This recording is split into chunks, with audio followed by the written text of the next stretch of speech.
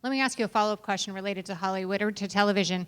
This is the intersection. Hashtag campaigns like the takedown campaigns of Alice in Arabia, of Tyrant, of, you name the Hollywood project with the stereotypes in it. And full disclaimer, MPAC is a consultant on Tyrant to help humanize and diversify the kinds of roles that are out there. There are some who say, that we should try to get these shows just off the air before they can even start. There are others who say we should engage to make them better.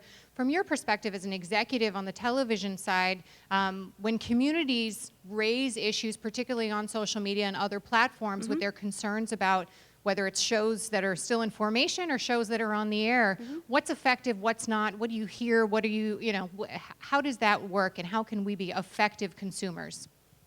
Being able to properly and effectively communicate. And that's the first thing. Whenever there has been a particular storyline that I'm not very comfortable with this, I'm going to make sure that I reach out to MPAC, or I'm going to reach out to the NAACP, or I'm going to reach out to that particular community that I might feel that there might be some sensitivities, and have a conversation. Then you go back to your writers, directors, producers, and really express what is being told on social media. Why is there a concern? What is the issue? And 9 times out of 10, when you actually talk to someone and effectively communicate, you can get the message clear. Where it's just like, are we just doing this for sensationalism? Are we doing this to perpetuate a stereotype that we've seen over and over and over again? And the audience doesn't want that. And that's the other thing. They'll smell authenticity very quickly.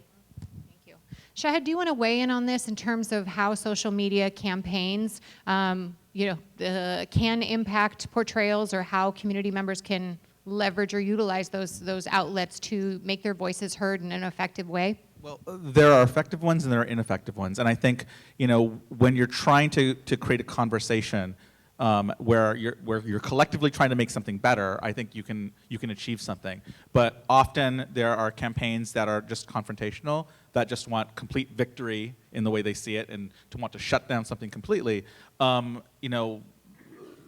If people are trying to do a show and it has some kind of intersection with an identity that you relate with, if you shut it down, you reduce the chances of something like that ever being done again, because they'll say it's not worth my time. But if you work with them, even if it's not perfect, and it looks like it works and it gets out there, then you've increased that appetite. Then people have to look at the long term, right? So not all social media campaigns. I tend to favor the ones that are conversational, aspirational, funny, touch people's hearts. Those are the kind of campaigns I like to see go forward. I generally think that the ones that are, I like to save the really harsh ones for really strong circumstances where you just simply do want to get someone to shut up. But that's, yeah. Thank you.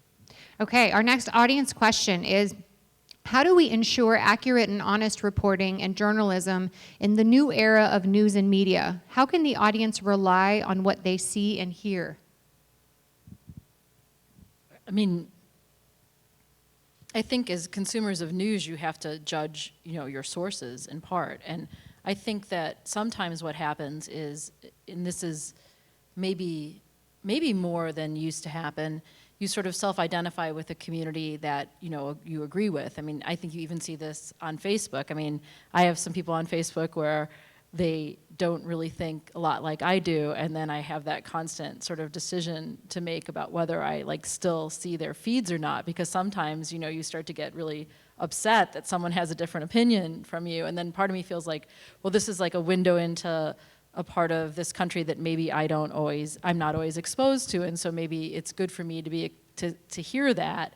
But so I think I would say you have to be a smart news consumer and decide whether you think that the source is objective, and I think that's where Shahid was talking about earlier, that there are a lot of citizen journalists, but they don't, journalism is a professional career. I mean, I've spent a long time learning how to report, how to find sources, how to decide whether someone is being truthful or is someone who should be listened to, whether something seems suspicious to me, how to find documents that support the story that I'm hearing. If somebody says to me that something is true, I don't take their word for it. I check it with someone else. And So that's where I think there is a real value in the legacy news organizations where you've had that kind of training. And I think, use your common sense. I mean, because you want to believe something, because it fits into your worldview doesn't make it true. So consider the source. Be careful about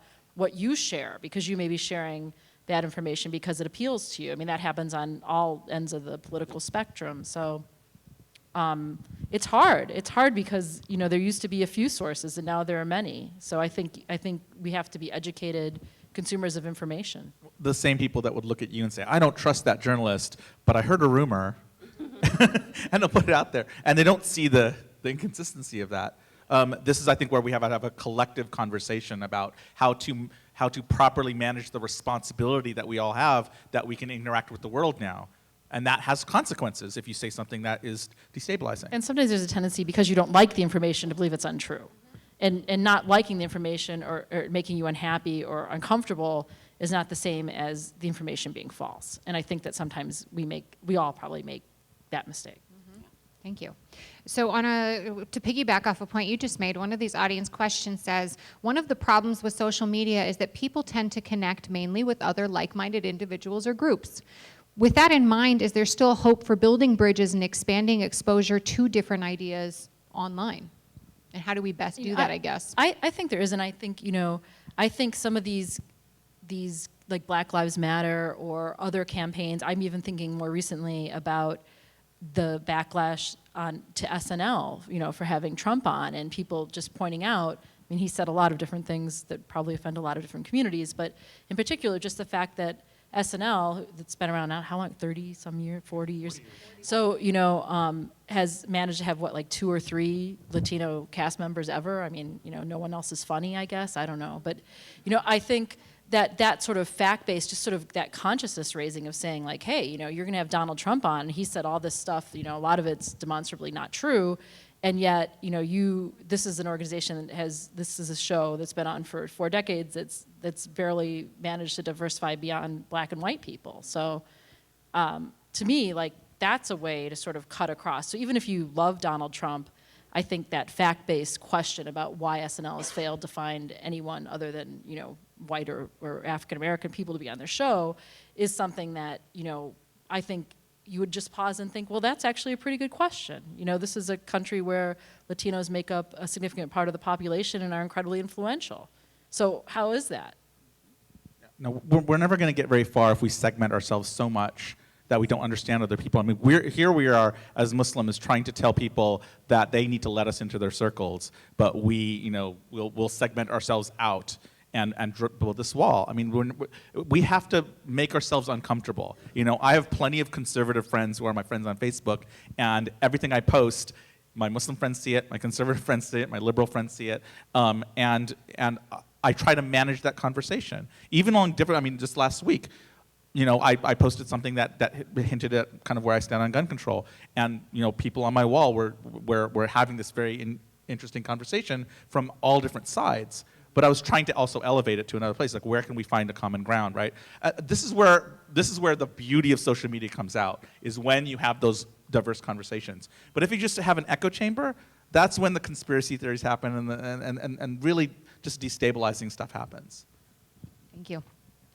So I studied communications and journalism, and I learned a lot about agenda setting. And it used to be that you would consider that traditional media, legacy media, had the greatest role in agenda setting within society, or it was more the traditional norm. In this day and age, with hashtag campaigns, with social media, how much is that changing who is setting the agenda in terms of what media covers? I mean, I think specifically about the power of hashtag campaigns this year, like the I Stand With Ahmed campaign about the Texas teenage clockmaker.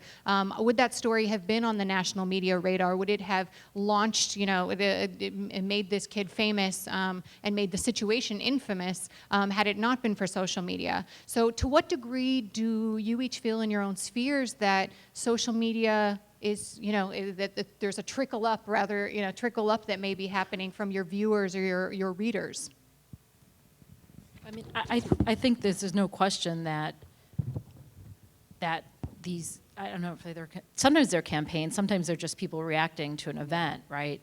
I mean, like people who misspelled San Bernardino, for example. So I think that, to me, it's interesting because, like, I used to try more than I probably do now to read a lot of the ethnic media, like newspapers, watch BET News at night, because it was really like seeing a different America, right? You know, in these sort of segmented communities, what was being covered there was very different on a nightly basis than what you would see on, you know, the national news. And I think, in a way, the value of social media for sort of mainstream journalists is a lot of that kind of conversation, I think, is like bubbling up in a way that, you know, is in front of you if you're following sort of the right people, active people. You know, Twitter is overwhelming. I remember on the morning that the FIFA arrests got made, I had on TweetDeck, I had one channel that was just FIFA, and it was like I was about to have a seizure because, like, the stuff was flipping. It's like the whole world, right? It's like flying by me so fast. But I think that in the sense of, you know, exposing more people to different viewpoints, I think it's actually been quite interesting, and certainly has, I mean, part of our morning conversation, I run a meeting at 7 a.m. in the morning, and we go through sort of the major news events overnight, our plans for the day. And then at the end, one of the things we always ask is, to our reader engagement, our social media team, is what have we not talked about that you're seeing is in the conversation locally? And there's always something. And it's driven by social media. It's driven by trends in social media. And not every day do we cover that, but a lot of the times we do look into it, and we find stories that we wouldn't have seen otherwise. So I think it can be quite influential. But I think it's the most influential when it's authentic, right? So I think when it feels canned, or it feels like a campaign.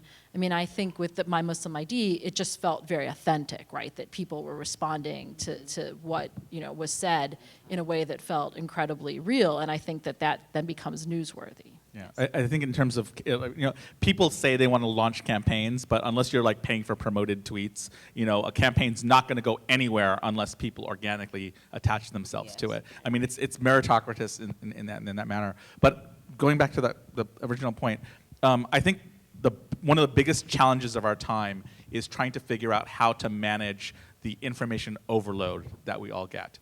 You know, I would love to dive into every single one of these conversations and really just try to get where everyone's coming from, but we're talking thousands, if not millions, of conversations and millions of points of view, and I still don't know how to process that. And I think that's one of the reasons we do retreat into our shell, because it's just overwhelming. And this is why there's a role for professionals to help navigate that, because I think a lot of people out there are struggling with this. And you know, in every community, that's why our society is getting so polarized, because I think we just can't take the Overload. the overload. Do you want to? I agree with all that. I want to get to more Okay, questions. got it.